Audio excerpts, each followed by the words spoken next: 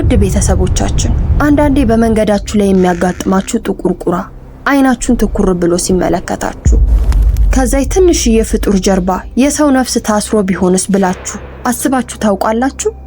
አሁን የምነግራችሁ ታሪክ የሰው ልጅ አይምሮ የሚፈትን ነው። የተሻለ ህይወት ፍለጋ ከሀገሯ የወጣችው ኢትዮጵያዊቷ ሜላት በባዕዱ ሀገር ባዳ ሰማይ ስር በማታውቀው ጥቁር አስማት ሰለባ ሆና ሰውነቷን ስታጣ ምን ተፈጠረ?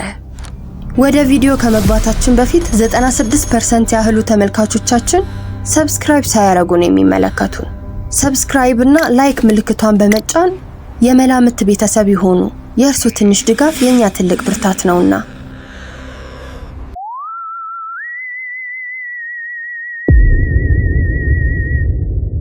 የአዲስ አበባ ደማቅና ሞቅ ያለ የሰፈር ህይወት የሰው ልጅ ዕለት ተዕለት ጫጫታና የፍቅር መስተጋብር ከኋላዋ ትታ የቤተሰቦቿን የተንገዳገደ ኑሮ ለመቀየር ትልቅና ብሩህ ተስፋ ሰንቃ ነው ሜላት ወደ ኳታር ያቀናችው። ነገር ግን እግሯ ከከተማ ዳርቻ ወዳለው ከሰው እይታ ርቆ በከፍተኛ ግንብ ወደ ታጠረው ግዙፍ መኖሪያ ቤት ሲረግጥ የተቀበላት አየር ፍጹም ከጠበቀችው የተለየ ነበር። ከውጭ ያለው የዶሃ ሐሩሩና የሚያቃጥል ፀሐይ ግቢ ውስጥ ሲገባ ወደሚገርምና አጥንት ድረስ ዘልቆ ወደሚገባው ቅዝቃዜ ይቀየራል። የመላምት ታሪካችን የሚጀምረው በዚህ በበረሃው ደረቅ ንፋስ በሚመታ ነገር ግን ውስጡ ምንም አይነት የህይወት እስትንፋስ በማይሰማው ግርማ ሞገሱ ልብን በሚያሸብር ቤት ውስጥ ነው። ግቢ ውስጥ ያለው ጸጥታ ጆሮን የሚያደነቁር ልብን የሚያስፈራና ከባድ ምስጢር የሸሸገ ይመስላል። እያንዳንዱ የቤቱ ጥግ፣ እያንዳንዱ ረጅምና ጨለማ ኮሪደር አንድ የማይታይና አካል አልባ ነገር ተደብቆ በትኩረት እንደሚመለከታት አይነት ዘግናኝ ስሜት በሜላት ውስጥ ይፈጠራል። ማታ ማታ የሚነፍሰው ንፋስ በረጃጅሞቹ የቤቱ መስኮቶች ላይ ሲያልፍ የሰውን ጥልቅ ሐዘን ለቅሶ የሚመስል ድምጽ ይሰማል። ወለሉ ላይ የተነጠፉት ነጫጭ እብነበረድ ድንጋዮች ብርሃን ሲያርፍባቸው የሰውን ደም የጠጡ ያህል ድብዝዝ ያለ ነጸብራቅ ያሳያሉ። በዚህ ቤት ውስጥ ቀኑ ሲጨልም ብርሃኑም አብሮ ይሞታል። ሜላት ስራውን ሰርታ እንኳን ከባድ የአካል ድካም ሳይሆን የማይታወቅና ነፍስን የሚያስጨንቅ ከባድ ኃይል ነው ትከሻዋ ላይ የሚቀመጠው። አየሩ ይፈትናል። የቤቱ ግድግዳዎች ቀስ በቀስ ወደ እሷ የሚጠጉና ሊውጧት የሚፈልጉ ያህል ይሰማታል። በውስጧ የገነባችው ነገ የተሻለ የህይወት ተስፋ በዚህ ግዙፍና አስፈሪ መቃብር በሚመስል ግቢ ውስጥ ቀስ በቀስ እየበሰበሰና እየተዳፈነ በመምጣቱ በዝምታ ታዝባለች። ከሁሉም በላይ ግን የሜላትን ነፍስ የሚያርበደብደውና ሌሊት እንቅልፍ የሚነሳት የአሰሪዋ የማዳም ሰሊማ መኖር ነው። ማዳም ሰሊማ ተራ የሰው ልጅ አትመስልም። ውበቷ እንከን የለሽና ፍጹም ቢሆንም አይንን የሚስብና ደስታን የሚሰጥ ሳይሆን ልብን በድንጋጤ የሚያቆም ከተፈጥሮ ውጪ የሆነ የሞት ውበት አለው። ፊቷ ላይ ምንም አይነት የደስታም ሆነ የሐዘን ስሜት አይነበብም። ጥቁርና የጠለቁ አይኖቿ ሜላት ላይ ሲያርፉ ለሴኮንዶች ብቻ አርፈው አያልፉም። ይልቁንም ነፍሷን ሰርስረው እስከሚገቡ ድረስ ሐሳቧን እንደሚያነብ ሁሉ ለረጅም ደቂቃዎች ትኩር ብለው ይቆያሉ። ስትናገር ድምጿ አይጮህም። ነገር ግን ቃላቶቿ አየር ላይ እንደ ከባድ እርሳስ ይንጠለጠላሉ። የማዳም ሰሊማ ድምጽ ለስላሳና የተረጋጋ ቢሆንም በውስጡ ስፍር ቁጥር የሌላቸው ጥቁር ሚስጥሮች ያዘሉ ሰውን አደንዝዞና አሰምቶ የሚያስገዛ ኃይል አለው። ሜላት እቺ ሴት ክፍሉ ስትገባ የክፍሉ ብርሃን ሲቀየር ደብዘዝ እንደሚል በግልጽ ይሰማታል። ማዳም ሰሊማ በምትራመድበት ጊዜ ኮቴዋ ፍጹም አይሰማም። ልክ እንደ አንድ ጭስ ወይም እንደ ጥቁር ጥላ ተንሸራታ ከቦታ ቦታ የምትንቀሳቀሰው። በዚህ አስፈሪና የሞት ዝምታ በነገሰበት ግቢ ውስጥ ምስኪኗ ሜላት ገና ከጅምሩ እጣፋንታዋ ከተራ የቤት ሰራተኝነት ያለፈና እጅግ አሳዛኝ ወደ ሆነ የማትወጣው ጨለማ ውስጥ እየገባች መሆኗን ፍጹም አላወቀችም ነበረ። ውድ ተመልካቾቻችን አንድ ነገር ከውስጥ ሲበላሽና ከስሩ ሲበሰብስ ምልክቶቹን ለማየት ትንሽ ትኩረት ብቻ ነው የሚያስፈልገው። ሜላትን በዚህ አስፈሪ ቤት ውስጥ የሚታዩትን ግልጽ የሆኑ ማስጠንቀቂያ ምልክቶች ማስተዋል ጀምራ ነበር። የቤቱ የመጨረሻ ኮሪደር ላይ መቼም ቢሆን የማይከፈትና ማንም ሰው ጠጋ ብሎ እንዳያየው ጥብቅ ትዕዛዝ የተሰጠ አንድ ዘግናኝ ክፍል አለ። ከዚህ ክፍል ስር አፍንጫን የሚበጥስና ልብን የሚያስጠላ የባዕድ ዕጣንና የደረቀ ደም የሚመስል ሽታ ዘውትር ይመጣል። ማታ ማታ የቤቱ መብራቶች ሙሉ በሙሉ ከጠፉ በኋላ ሜላት በቆይታዋ መሃል በሩ ስር የሚታየው ትንሽዬ ክፍተት ደብዘዝ ያለ ቀይ ብርሃን ሲርገበገብ ትመለከታለች። ከዛም በላይ መብራቱ በሌለበት ጨለማ ውስጥ እንኳን የቤቱ ግድግዳዎች ላይ ያሉት ጥላዎች የራሳቸው ህይወት እንዳላቸው ሁሉ ከቦታ ቦታ ሲንቀሳቀሱና አቅጣጫ ሲቀይሩ ታያለች። ነገር ግን ፍርሃቷን ዋጥ አድርጋ ስራዋን ለመቀጠል ትገደዳለች። በዚህ የሞት ጥላ ባረፈበትና ቀዝቃዛ ቤት ውስጥ ለሚላ ብቸኛዋ ብሩህ ጭላንጭልና የሰውነት ስሜት የሚሰማት ከማዳም ሰሊማ ባለቤት ከሚመነጨው ደግነት ነበረ። እሱ እንደ ሚስቱ አልነበረም። ቤቱን ከሞላው ከባድ አየር በተቃራኒ በእሱ ውስጥ ሰላማዊና የተረጋጋ መንፈስ ነበረው። ጠዋት ቡና ስታቀርብለት በዝምታ አያልፋትም። ፈገግ ብሎ ያመሰግናታል። የቤተሰቦቿን ናፍቆት አይኖቿ ላይ ሲያነብ አጫጭር ግን ከልብ የሚመነጭ የማበረታቻ ቃላት ይነግራታል። እሱ የሚያሳያት ደግነት ከምንም አይነት ስጋዊ ፍላጎት የጸዳ ንጹህ የሰው ለሰው ርህራሄ ነበር። ሜላትም ይህንን ደግነት እንደ አባት ወይም ደግሞ እንደ ታላቅ ወንድም እንክብካቤ አድርጋ ነበር የተቀበለችው።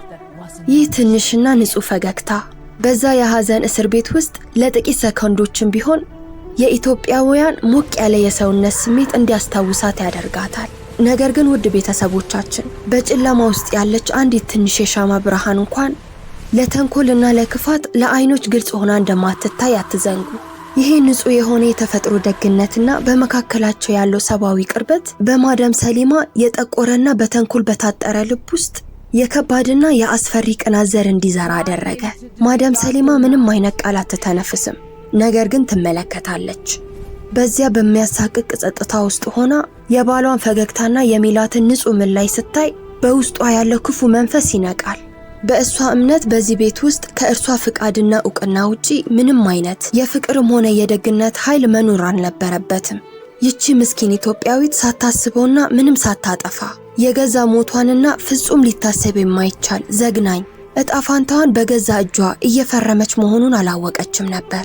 የጥቁር አስማቱ ዝግጅት በዝምታ ተጀምሯል። የዕለቱ ሌሊት ከሌሎቹ ቀናት የተለየና እጅግ አስፈሪ ነበር። ከበሩ ውጭ ያለው የዶሃ ብርሃን ንፋስ የአውሬ ጩኸት በሚመስል ድምፅ የቤቱን ግድግዳዎች በኃይል ይደበድባል። ነፍሱ ሲያጓራ መስኮቶቹ ይንቀጠቀጣሉ። አየሩ ያልተለመደ ክብደት ነበረው። ሜላት በትንሿ ክፍሏ ውስጥ ሆና እንቅልፍ በአይኗ ሳይዞር በድንጋጤ ትንቆራጠጣለች። ድንገት ከንፋሱ ጩኸት መሃል አንድ ሰቅጣጭና አጥንት ውስጥ ሰርስሮ የሚገባ ዝቅተኛ ሹክሹክታ ድምፁን መስማት ጀመረች። ድምፁ የሰው ልጅ ቋንቋ አይመስልም፣ ግን ደግሞ የሜላትን ነፍስ ይጠራል። በደም ስሯ ውስጥ የሚፈስ ያህል በኃይል ይስባታል። ይሄ የማይታይ ኃይል ፍቃዷን ነጥቆ ከአልጋዋ እንድትነሳና ወደ ጨለማ ኮሪደር እንድትወጣ አደረጋት። እግሮቿ የራሳቸው ህይወት ያላቸው ይመስላል። ቀስ እያለ ወደዛ መቼም ወደማይከፈተውና የተከለከለ ሚስጥራዊ ክፍል ይወስዳታል። ኮሪደሩ ላይ ስትደርስ ልቧ በከፍተኛ ፍጥነት ይመታል። ትንፋሿ ይቆራረጣል። ሁልጊዜም በከባድ ቁልፍ የሚዘጋው የዛ ክፍል በር ዛሬ በትንሹ ተከፍቶ አስታወሰች። ከበሩ ስር ይወጣ የነበረው ያ ደብዘዝ ያለ ቀይ ብርሃን አሁን ከበሩ ክፍተት ውስጥ አልፎ ኮሪደሩን አብርቶታል። ያ አፍንጫን የሚበጥሰው የባዕድ ዕጣንና የደም ሽታ የበለጠ በርትቷል። ገፋ እያደረገ ወደ ውስጥ ስትመለከት አይኖቿ ያዩትን ማመን አቃታቸው። በክፍሉ መሃል ደም በሚመስል ቀይ ብርሃን ታጅባ ማዳም ሰሊማ ቆማለች። ውድ ተመልካቾቻችን ይቺ የምታውቃት ማዳም ሰሊማ አልነበረችም። በእግሯ ስር በትልቅ ክብ ቅርጽ የተደረደረ አልፎ አልፎ ጥቁር የቁራ ላባዎች ይገኛሉ። እጆቿን ወደ ላይ ዘርግታ አይኖቿ ሙሉ በሙሉ ወደ ነጭነት ተቀይረዋል። ማንም ሊረዳው የማይችለው ከሰው ልጅ ጉሮሮ ሊወጣ የማይችል አሰቃቂና ግዙፍ ድምፅ ጥቁር መተት ታደርጋለች። ድምጿ ሲወጣ የክፍሉ ግድግዳዎች ይንቀጠቀጣሉ። ላባዎቹ በራሳቸው ጊዜ አየር ላይ ይንሳፈፋሉ። ያቺ እንከን የለሽ ውበት የነበራት ሴት አሁን የገሃነም ደጃፍ ጠባቂ አውሬ መስላለች። ሜላት በድንጋጤ በቆመችበት ስትቀዘቅዝ ማዳም ሰሊማ ነጫጭ አይኖቿ ድንገት ወደ እሷ አቅጣጫ ዞሩ። የሹክሹክታው ድምፅ ቆሙ። በክፍሉ ውስጥ የሞት ዝምታ ሰፈነ። የሜላት ዕጣ ፋንታ በዚህ ቅጽበት በዚህ እርጉም ክፍል ውስጥ ተወስኖ ነበር። ማምለጫ መንገድ የለም። የማዳም ሰሊማ ነጫጭ አይኖች ሜላት ላይ ሲያርፉ ፊቷ ላይ ምንም አይነት የድንጋጤም ሆነ የንዴት ስሜት አልነበረም። ይልቁንም ዘግናኝ የሆነ የእርካታ የድል ፈገግታ ይታይበታል። የክፍሉ አየር በድንገት በረዶ እንደሚሰራ ያህል ቀዘቀዘ። ማዳም ሰሊማ እጆቿን ዝቅ ስታደርግ ያ መሬት የሚያንቀጠቅጠው የሰው ሳይሆን የአጋንንት የሚመስል ድምጿ በክፍል ውስጥ አስተጋባ። የኔ ያልሆነውን ፍጹም ላንቺ ሊሰጥ የማይገባውን ፍቅር ሰረቅሽ አለቻት። ቃላቶቿ እንደ ስለታማ ጩቤ የሜላትን ልብ እየወጋት።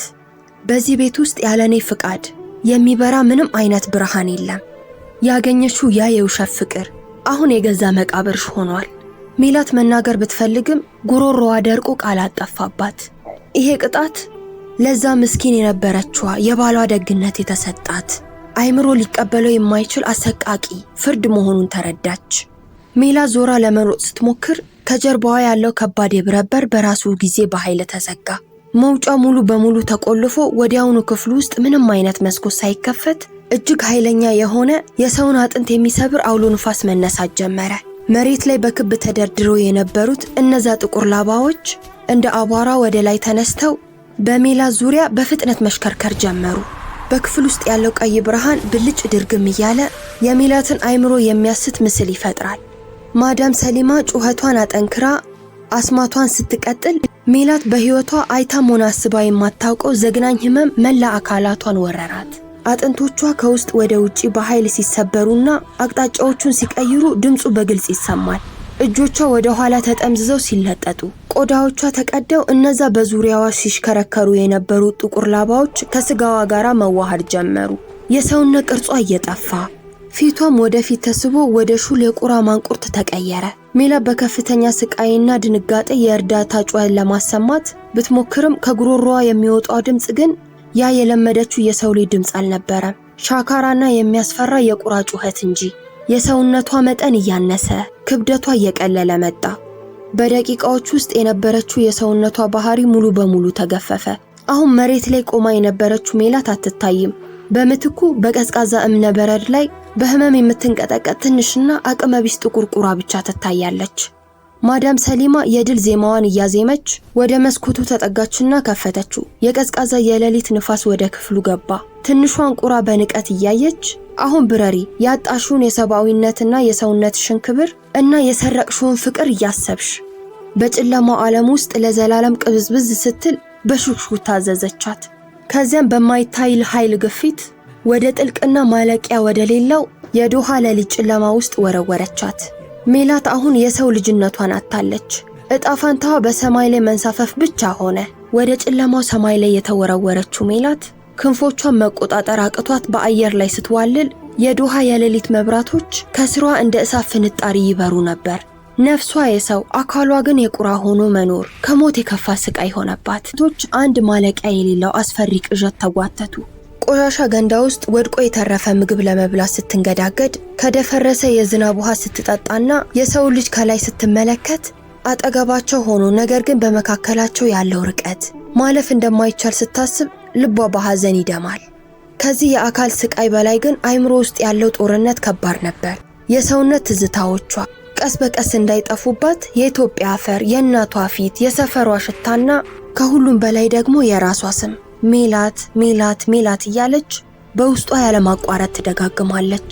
ይቺ ትንሽዬ የትዝታ ክር ብቻ ነበረች ወደ አውሬነት ሙሉ በሙሉ ከመቀየር የጠበቀቻት። በሶስተኛው ቀን ሌሊት ላይ ግን አንድ ያልተለመደና ልትቆጣጠረው የማትችለው ኃይል እንደ ማግኔት ስቦ ወደዚያ እርጉም ቪላ ሊመልሳት ጀመር። ክንፎቿ ያለሷ ፍቃድ ወደ አየሩ እየቀዘፉ ወደ ማዳም ሰሊማ ግቢ ይዘዋት በረሩ። ከሰማይ ሆና ወደ ታይ ስትመለከት ያ በክፍል ውስጥ ይርገበገብ የነበረው ቀይ ብርሃን ዛሬም ይታያል። በመስኮት ጥግ አርፋ ወደ ውስጥ ስታይ ልቧ በድንጋጤ ቆመ። ማዳም ሰሊማ አሁንም በዛ የጥቁር ላባ ክብ ውስጥ ቆማለች። ነገር ግን ዛሬ ብቻዋን አልነበረችም። በክቡ መሃል ላይ ያ ደግና ምስኪን የነበረው ባለቤቷ ምንም አይነት እንቅስቃሴ ሳያደርግ እንደ ሬሳ ተኝቷል። በዚህ ቅጽበት ሜላት አንድ አሰቃቂ እውነታ ተረዳች። ማዳም ሰሊማ እሷን ወደ ቁራነት የቀየረቻት በቅናት ብቻ አልነበረ። ይቺ ክፉ ሴት እያዘጋጀች ለነበረው እጅግ ጥቁርና የክፉ መስዋዕትነት ሜላት እንቅፋት እንዳትሆን ከመንገድ ለማስወገድ እንጂ። የባሏ ህይወት አሁን አደጋ ላይ ነው። የሜላት መከራ ደግሞ የዚህ ጥልቅና ዘግናኝ የጥፋት ድግስ መክፈቻ ነበር። ውድ ተመልካቾቻችን፣ አንድ ሰው ሁሉን ነገር ሲያጣ የሚፈራው ነገር አይኖርም። ሜላት አሁን የሰው ልጅ፣ የሰው ጉልበት ወይም የሰው ድምጽ የላትም። ያላት ብቸኛ መሳሪያ በውስጧ የሚንቦገቦገው የንዴት እሳትና የተፈጥሮ ደመ ነፍስ ብቻ ነው። ማዳም ሰሊማ የመጨረሻውን የሞት ቃል ልትተነፍስ ስትል ሜላት ከነበረችበት መስኮት ጥግ እንደ ጥይት ተወንጭፋ ወደ ክፍሉ ገባች። በትንሽ አቅሟ አየር ላይ ተፈትልካ በቀጥታ ያንን ጥቁር ክብ አስማት መታችው። በአካባቢው የነበሩ ሻማዎች ወድቀው ጠፉ። የጥፋቱ ድግስ በድንገት ተቋረጠ። ለጥቂት ሰከንዶች ክፍል ውስጥ ከባድ ዝምታ ሰፈነ። ነገር ግን ይሄ ዝምታ የአውሎ ንፋስ መነሻ ነበር። የጥቁሩ አስማት ክብ ሲፈርስ ማዳም ሰሊማ ሸፍና የነበረውን ያ እንከን የለሽ ውበት ካቦም አብሮ ተቀደደ። ፊቷ ላይ የነበረው ደረቅ ቆዳ እንደ ጭቃ መሰነጣጠቅ ጀመረ። እድሜዋን በሰኮንዶች ውስጥ ገፍቶ የፊቷ አጥንቶች ወጡ። ያቺ ቆንጆ ሴት ሲኦል እንደዋጠች ርኩስ መንፈስ እጅግ ዘግናኝና አስፈሪ አውሬ ሆና ታየች። በንዴትና በድንጋጤ አየሩን ሰንጥቆ የሚገባ አሰቃቂ ጩኸት አሰማች። ሜላት ግን አላቆመችም። በትንሿ የቁራ አካሏ በሹል ማንቁሯና በክንፎቿ የተማታች ቢሆንም የክፍሉን ዕቃዎች በሙሉ እያተራመሰች ነበር። በዚህ መሃል የክፍሉ አየር እንደገና በኃይል ተናወጠ። የቀይ ብርሃኑን በፍጥነት ብልጭ ድርግም ማለት ጀመረ። የሆነ የማይታይ ግዙፍ ኃይል ሲሰበር ድምፁ ተሰማ። እናም ያ ህመም ተመለሰ። ያ ህመም ግን ወደ ቁራነት ስትቀየር ከነበረው በ10 እጥፍ የሚከፋ ነበር። አየር ላይ እያለች የቁራ አካሏ በኃይል ተንፈራፈረ። እነዛ ጥቁር ላባዎች እንደ ረመጥ እሳት እየነደዱ ወደ አመድነት ተቀየሩ። እንደገና እየተሰባበሩና እየተስተካከሉ ቆዳዋ እየተለጠጠ የሰውነት ቅርጿ በከፍተኛ የህመም ማዕበል ውስጥ መመለስ ጀመረ። መሬት ላይ ስትወርቅ ሜላት ቁራ አልነበረችም። አየር አታ የምትፍጨረጨር በህመም የምትንቀጠቀጥ የሰው ልጅ ነበረች። ጥቁር አስማቱ ሙሉ በሙሉ ተሰብሯል። የጥቁር አስማቱ ክብ ሙሉ በሙሉ ሲፈርስ የማዳም ሰሊማ ኃይል ሙሉ በሙሉ ተነነ። መሬት ላይ የወደቀችው ሜላት በጭንቀት እያየቻት የማዳም ሰሊማ አካል በፍጥነት ሲያረጅና አቅም ሲያጣ ታዘበች። የሚያስፈራውና ገናና የነበረው ድምጿ ወደ ጉሮሮና የሞት አፋፍ ላይ እንዳለ ሰው ሲቃ ተቀየረ። የክፍሉ አየር እሷን ለመዋጥ እየሞከረ ይመስላል። ማዳም ሰሊማ ከሰው ልጅ አንደበት ሊወጣ የማይችል አሰቃቂና ዘግናኝ ጩኸት አሰማች። እንደ ጭስ በና ወደ ሌሊት ጨለማ ውስጥ ሙሉ በሙሉ ጠፋች። ክፍሉ ውስጥ የቀረው የፈራረሰው ዕቃና መሬት ላይ በድንጋጤ የተዘረረችው ሜላት ብቻ ነበሩ። በዛች ሌሊት የነበረው ጩኸትና የተሰበረ የክፍል ግርግር ከግቢው አልፎ ጎረቤቶች ጋር ደርሶ ነበር። ፖሊስና የአካባቢው ሰዎች በሩን ሰብረው ሲገቡ ያዩት ትዕይንት ለማመን የሚከብድ ነበር። ያ መቼም የማይከፈተው ክፍል ፈርሷል። ማዳም ሰሊማ የት እንደገባች አይታወቅም። ምስኪኗ ሜላት ግን ወለሉ ላይ ተኝታ በቃላት ሊገለጽ የማይችል የፍርሃትና የድንጋጤ ዓለም ውስጧ ተውጦ ተገኘች። ያ ሁሉ መከራ አልፎ ሕይወቷ ተረፈ። ሜላት ከዛ አስፈሪ የዶሃ ቪላ ወጥታ ወደ አገሯ ኢትዮጵያ ወደ ሰላማዊ ቤቷ ተመልሳለች። ነገር ግን ያየችውና ያሳለፈችው ስቃይ ፍጹም የሚረሳ አልነበረም። የነበረችው የዋሃውና ተስፈኛዋ ልጅ አሁን የለችም። ዛሬም ድረስ ሰማዩን ስትመለከት በልቧ ውስጥ ፍርሃት ይነክሳል። ነፍሷ ጸጥ ባለበት ሰዓት ከየት መጣ ሳይባል አንድ ጥቁር ቁራ አጠገቧ አርፎ ጭንቅላቱን ዘንበል አድርጎ ትኩር ብሎ ሲያያት የሜላት ደም ይረጋል። ምክንያቱም ያ ጥቁር ኃይል ሙሉ በሙሉ ጠፍቷል ወይስ አሁንም በዝምታ እየተከታተላት ነው የሚለውን በእርግጠኝነት አይታወቅምና። ይህ የዛሬ ታሪካችን ነበር። ሚስጥሩ ግን አሁንም እንደተጠበቀ ነው። ውድ የመላምት ቤተሰቦቻችን በሌላ አስገራሚ ታሪክ እስከምንገናኝ ሰላም።